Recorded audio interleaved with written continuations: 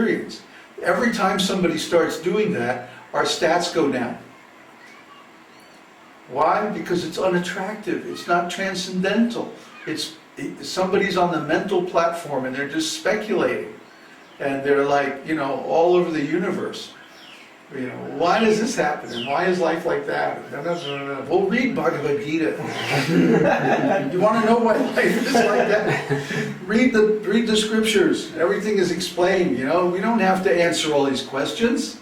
But no, I want you to answer my question. Wah! That's like, I used to have a martial arts teacher, a Chinese guy. And when people would complain like that, he'd say, "Oh, the baby is crying again." The baby's crying. Why? When the baby cries, he wants the mommy to fix the problem. Right? So some people come and they have all these confusions and problems and they want us to like fix it for them. But we're not in that mood. There's a saying, if you feed somebody a meal, you solve their problem for tonight. But if you teach them how to cook, then you solve the problem for the rest of their lives. So that's our mood. We don't want to solve your problem today. We want to give you the tools to solve all your problems permanently. This is a much bigger deal, It's a much, much larger field of inquiry that we are dealing in than just, I want to get through the day. We're teaching you how to solve all problems permanently. Make a permanent solution to all the problems of life. And then you won't have to deal with the undesirable consequences of acting in opposition to Krishna's purposes. Huh? Well, what is it about karma that's so nasty? It's because we don't anticipate the consequences of our actions. We think, oh, I just want to get more money. No problem. I'll just hold up this store, and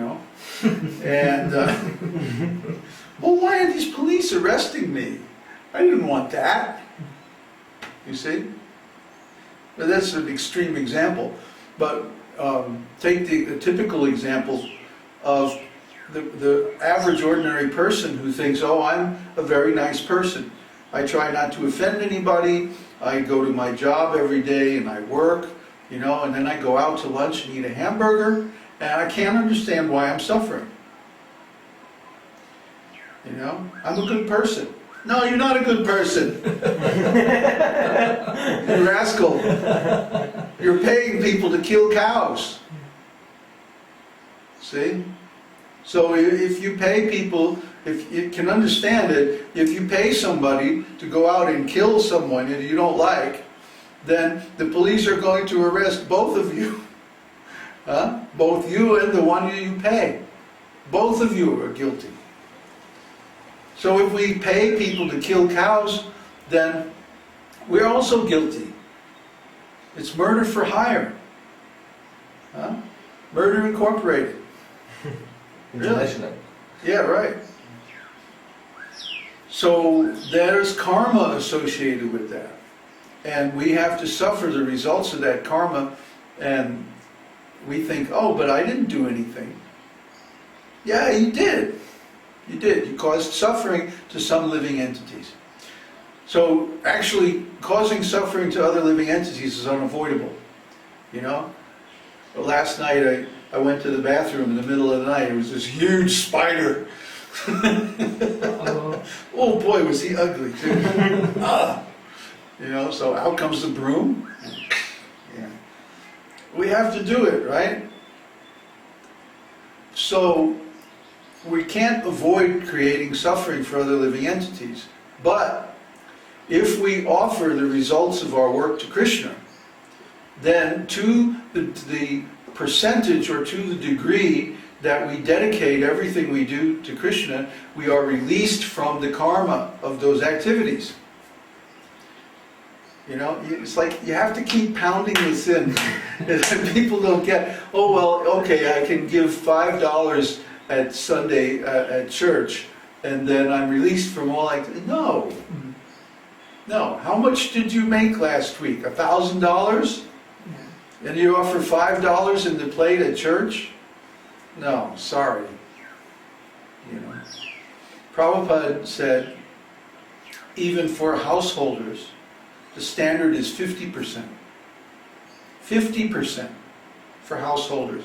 And for brahmacharis, 100%. Brahmachari means that you live with the spiritual master, and if you collect anything, you offer everything. This is not to make the spiritual master rich or anything. This is to protect you from the results of your activities. Huh? Because what is the spiritual master going to do? He's going to spend it on the service of Krishna. That's what spiritual master does. He doesn't have anything else to do. So, by spending all of our energy on the service of Krishna, we're released from all of our karmic reactions. That means we're in the liberated position. It's this practical thing. It's practical. It's down to earth. It's right here, right now. It's not just a theory. It's not just some woo-woo ceremony, you know. No. It's a practical thing with what we do with our actual material resources. Because if we don't spend them on worship of Krishna, we spend them on worship of ourselves. And then we have to pay the karmic results. It's that simple. It's a choice we make in every transaction. Am I going to do this for myself, or am I going to do it for Krishna? We were just thinking, because we were moving all our stuff, you know. Man, we got a lot of stuff. Actually, we don't have very much stuff compared with most people. But it seems like we have a lot of stuff, because our desires are very simple. We just want to have a place to stay and a little prasadam and a chance to chant Hare Krishna. But because we're preaching, we have cameras and computers and desks and this and that and all this stuff. It would be even worse if we didn't have computers and we had printed books. Can you imagine? All these books, oh, they're heavy. Yeah, but we have so many books on the computer now. If we had them in made out of dead trees, it would be like a ton of books. Forest. Literally a ton of stuff. So actually, we have very little stuff. The people who used to live in the house before us are moving out. And man, they got all kinds of useless stuff. Just, you know, like 50 different stuffed animals, and, you know, for the kids and like that, you know. All we need is one stuffed lion. So, the art of devotional service is how to engage our resources and our energy and perform our activities so that all the results are dedicated to Krishna's purposes, not our purposes. Or when our purposes become the same as Krishna's purposes, then it's all right. I may think, oh, I really want, you know, like right now we're working on getting together a really nice recording studio. Why? Because we want to make beautiful music to glorify Krishna's holy name. You know, so beautiful that nobody can resist it. That everybody feels like, oh, this is the most beautiful music I ever heard. And it's about Krishna. So, normally if someone was doing this, it would be because, oh, I want to make a hit record. Or I want to impress my friends and make this really cool music. But we don't care about that. We want to impress people, but we want to impress people for Krishna's glorification, not for our glorification. That's why we don't go out and do concerts and stuff like that. We don't care about all of that fan stuff. It's like, useless. Because that would just keep us in this material world. If we become interested in material fame, reputation, and stuff like that, that's just going to make it harder to get out of this material world. Our purpose is to go back to the spiritual world and be with Krishna, and serve Krishna eternally.